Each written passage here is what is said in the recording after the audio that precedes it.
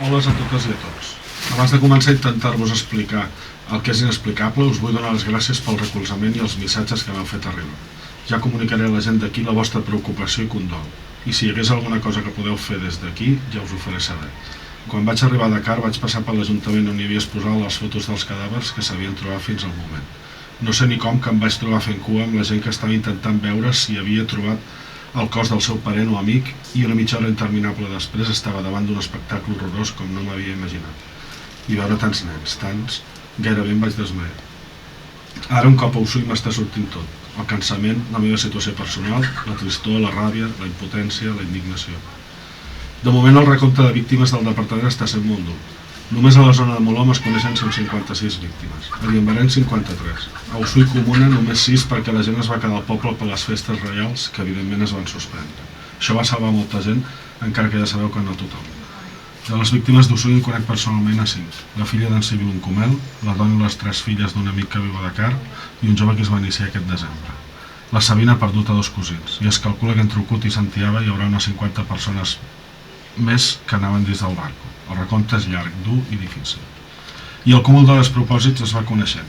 El barco va naufragar a les 23 hores i a les 24 hores hauria d'haver reportat la seva posició i ningú va preguntar què passava amb el barco fins a les 5 del matí, quan ja no havia gairebé res a fer i sabent-se que una bona part dels cadàvers recuperats són de gent que va poder sortir del barco i que va morir ofegada perquè els van fallar les forces. Que el barco anava sobrecarregat, això ningú, menys el govern, ho dubta. També se sap que Ziguinchor ja va tenir problemes. Van bastir una piragua i algú creu que es podia haver obert una petita via d'aigua. Les respostes que dona el govern només estan provocant que, després de la tristor, la gent estigui deixant pas a la indignació, a la ràbia. La gent pensa i diu, i això és una novetat entre els ioles que parlin en públic, que amb això ja s'ha fet vessar el got, que ja n'hi ha prou i que no es pot seguir així més temps. No sé quines conseqüències tindrà aquest drama a la regió, però a partir d'ara ja res serà igual mai més. I no solament pel fet que a cada casa hi ha un parent o una amica a qui plorar, sinó perquè la gent ja no pot aguantar més aquesta situació. En fi, ja paro perquè tot això m'està desbordant. Vaig a veure si puc descansar. Si els fantasmes d'aquesta gent que mai més podran deleitar-nos amb un casomai i un somriure m'ho permeten. Sé que qui no hauria de descansar ho farà tranquil·lament. Potser algun dia només enllà es veuran les cares.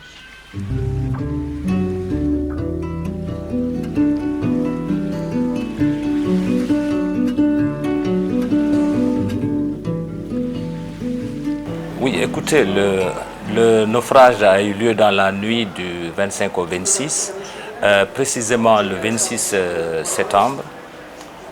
Après le naufrage, nous avons au Sénégal une structure qu'on appelle le plan Orsec, c'est le plan d'organisation des secours. Donc le 2 octobre précisément a été créée la cellule de communication dont je suis le responsable. Les parents des victimes sont plus nombreux ici à Ziguinchor. Mais en un certain moment, on s'est rendu compte que la communication ne passait pas bien entre Dakar et Ziguinchor.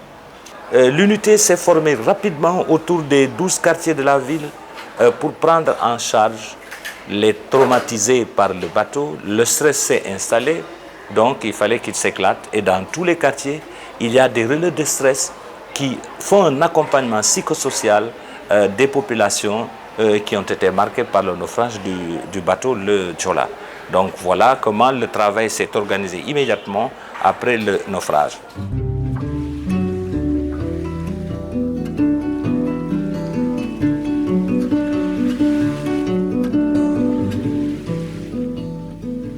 Il y a d'un côté une négligence, de l'autre côté c'est des problèmes techniques qui ont fait que le naufrage a eu lieu. Bon, à ce moment précis, il y avait une tempête, mais en fait, la commission technique, l'État a reconnu sa responsabilité et a pris immédiatement la décision de dédommager, c'est le terme qu'on a employé, les parents des victimes. Quand le gouvernement a reconnu sa responsabilité, l'a dit officiellement, a pris des décisions idoines auprès des familles. Ça veut dire quoi? C'est les accompagner d'une façon sociale, mais d'une façon générale, les parents l'ont accueilli très favorablement.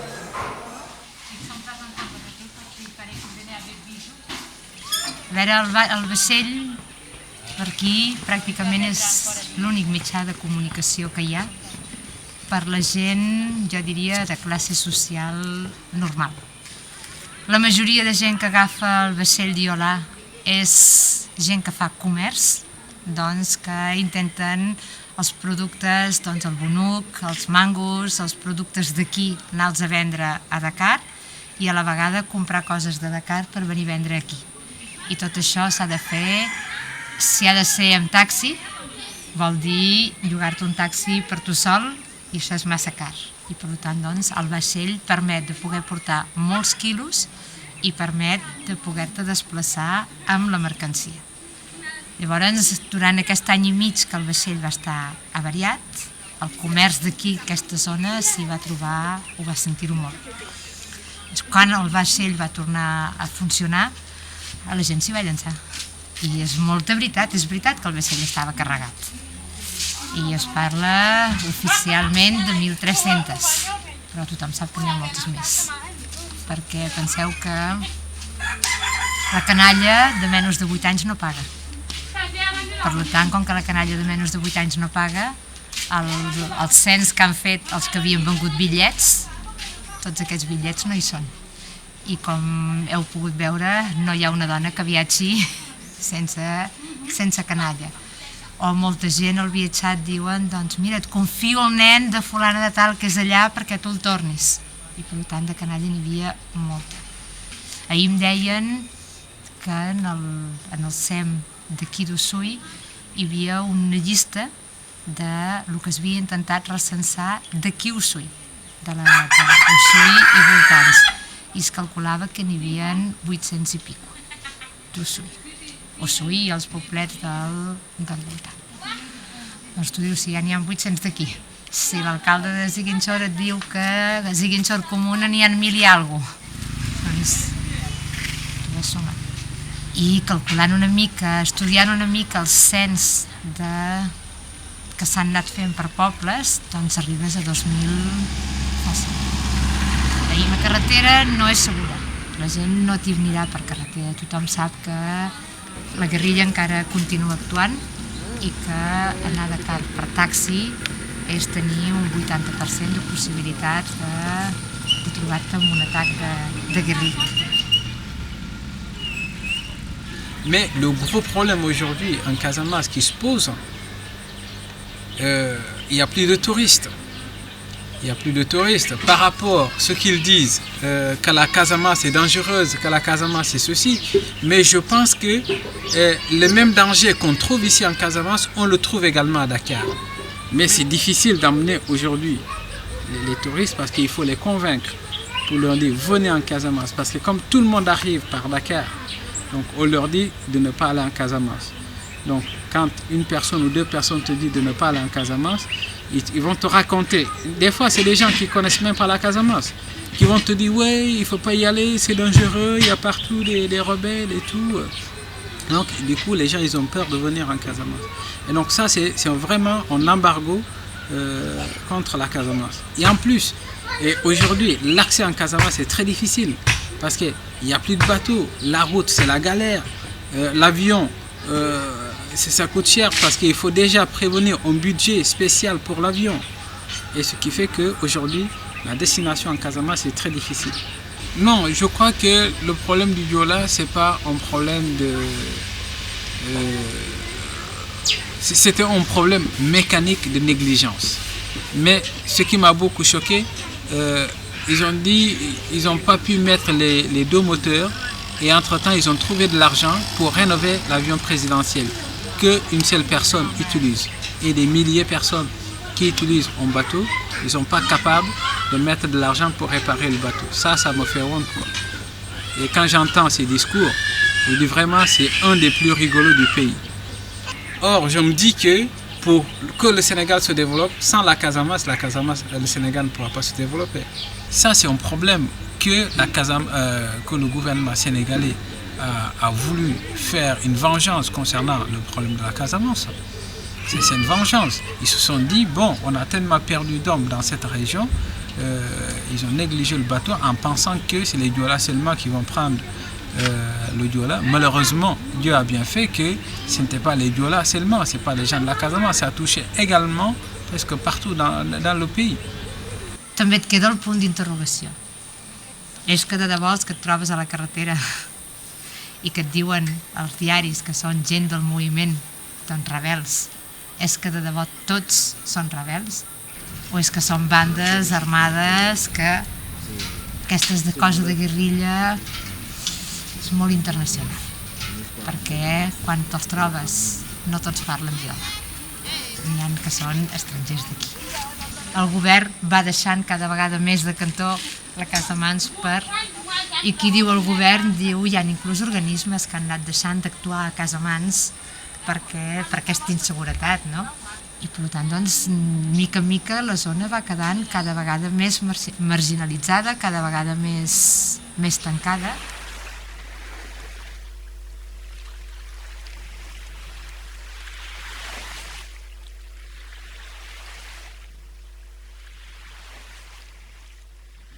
J'étais en Casamance avec mon épouse et mes 3 enfants en vacances. Et puis, moi, j'ai juste fait 15 jours avec eux. Et je suis rentré à Dakar 15 jours avant l'accident. Alors, donc, je suis resté à Dakar et mon épouse est restée avec les enfants à Oussouye. Moi, le vendredi 27, je me suis rendu au port pour aller les récupérer parce que je me dis ils vont arriver de vacances. J'étais pressé qu'ils arrivent parce que je suis resté seul longtemps. Et puis j'arrive au port, je vois que le bateau n'était pas encore arrivé. Bon, moi je suis arrivé là vers 7h à peu près. Je vois que le bateau n'était pas encore là. Et puis bon, je me dis c'est peut-être un retard normal que il va arriver.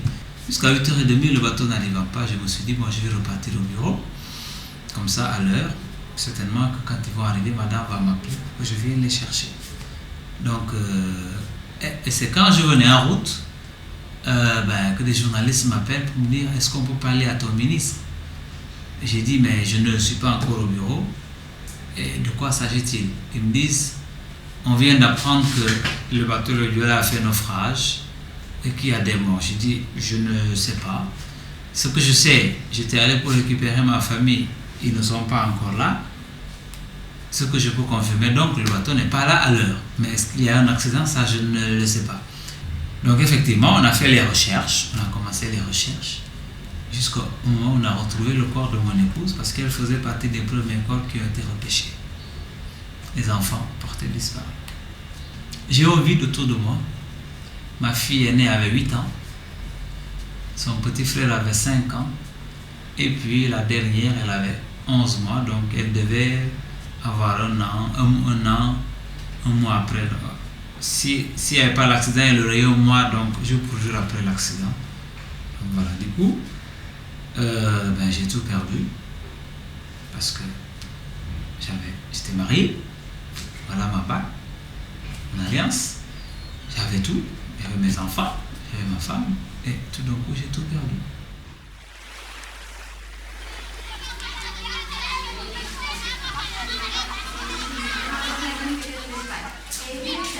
Il y a Lalla Doumbia, Bamako. Celle-ci, elle est née en 1982. L'autre est née en 1986 à Bamako. Grande sœur et petite sœur qui étaient venues en vacances à Ziguinchor. C'est dire que c'est toute la sous-région qui était Bamako, venue pour rentrer.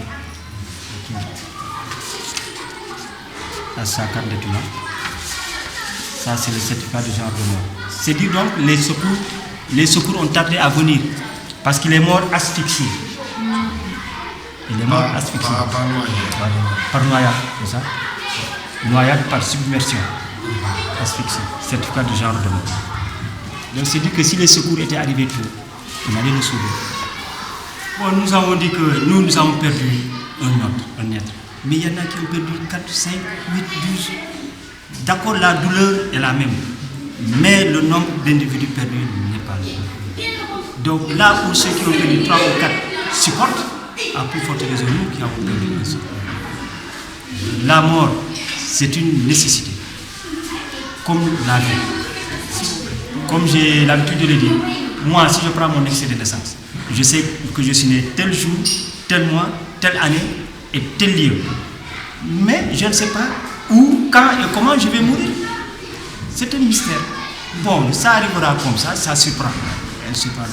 Quand ça arrive, les gens se disent que ça arrive. Bien vrai qu'il faut quand même situer les responsabilités. Il faut situer les responsabilités. Vous savez, d'accord, la mort, elle est là, elle est inévitable. Mais il y a aussi le laxisme, il y a l'irresponsabilité. Malheureusement, il y a l'inconscience de l'homme. C'est ça qui conduit, n'est-ce pas, à certains dérapages, certaines tragédies comme celle du bateau de Joola. Mais cette tragédie-là pouvait être évitée si on avait limité le nombre que le constructeur a donné. 1340, presque 3 fois. On n'ose plus parler de Dieu. Si Dieu se faisait représenter par quelqu'un, c'est sûr qu'il allait se battre. C'est sûr qu'il allait se battre. Mais mal... És que la gent voldria que es traiés el vaixell i que es poguessin recuperar els cadàvers. Per la gent, enterrar el mort és molt important. Molt important. Pensa que en època normal i amb algú que es mori normalment, si es mor a Dakar, l'evacuaran fins aquí per enterrar-lo al poble. Si no, hi ha tota la tradició d'anar a buscar l'ànima. Si algú no el poden portar per enterrar-lo en el poble pel que sigui, es va buscar l'ànima perquè l'ànima vingui a descansar al poble. Llavors, d'aquests desapareguts no es pot anar a buscar res. Ni el cos, ni l'ànima, ni res. I llavors és una mica aquella mentalitat de l'Antic Testament de que doncs no el culte al mort hi ha de ser-hi. Je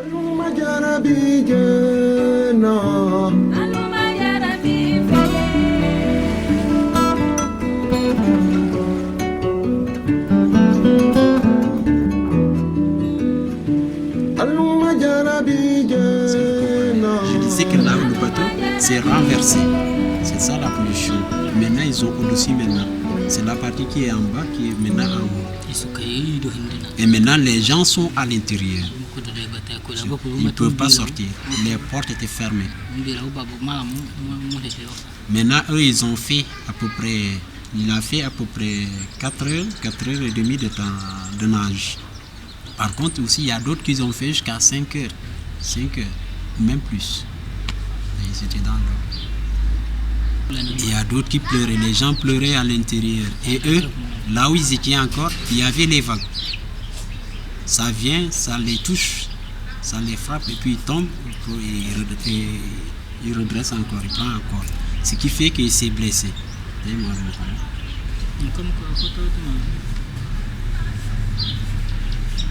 Voilà, ça c'est blessé mais c'est cicatrisé actuellement. Comme ça.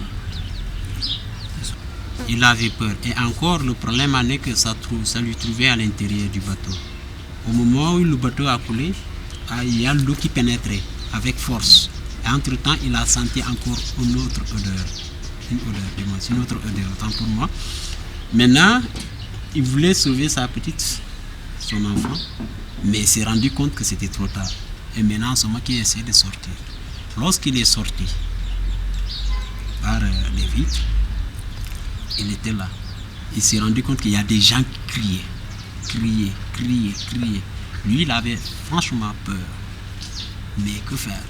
Il disait que s'il crie, l'eau peut pénétrer dans sa bouche. Et puis maintenant, il sera très fatigué, très tôt. Il ne pourra pas tenir. Il vaut mieux de prendre courage et continuer à nager.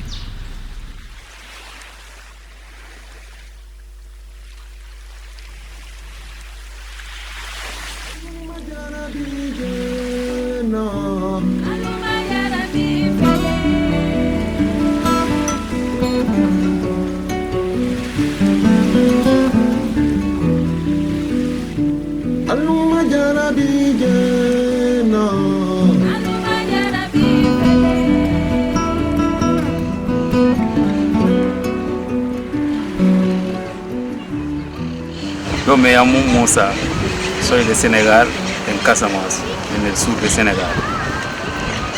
Y llevo aquí 7 años. Y el barco empezaba a se inclinar de esa parte. Se inclina. Cuando empezaba a inclinarse, la gente empezaba a criar de arriba, a gritar. Así. Cuando se inclinaba, yo estaba ahí preparando. Hasta que sé que va a tumbar, yo he salido. He salido unos 2 minutos y se tumba. Como cuando yo sé nadar, digo que voy a salir. Mejor que salir porque si el barco se tumba, ahí no puedo salir. Ya está. Y digo que voy a salir, como yo sé nadar, he salido y he empezado a nadar. Cuando vienen las olas me bajo y después me salgo. Cuando viene ola me bajo así. No sabía dónde irme. Y entonces había un señor francés con quien nadaba, era con su mujer.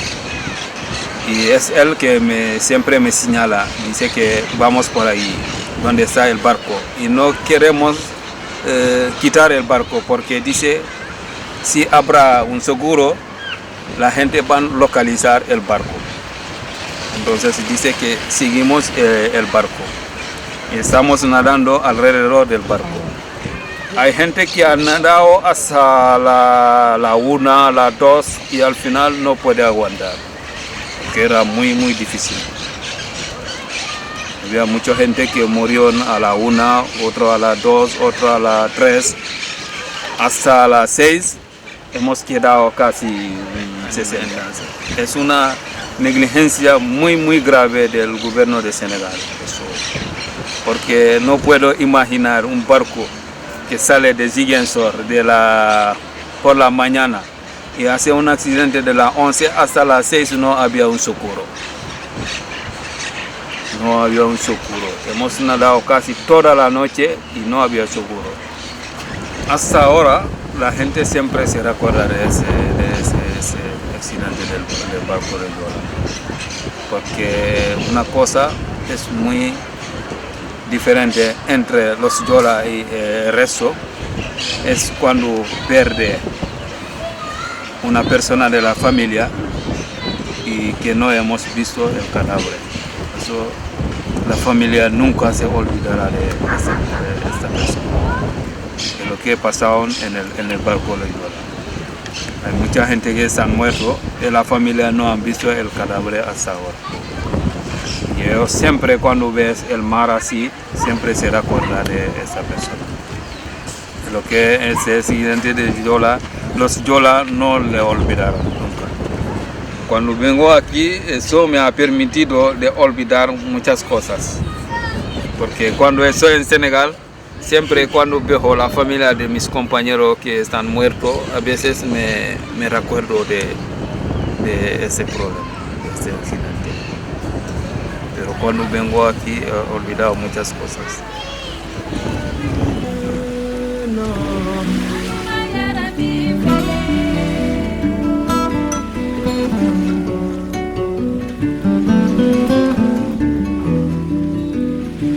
Aluma jarabi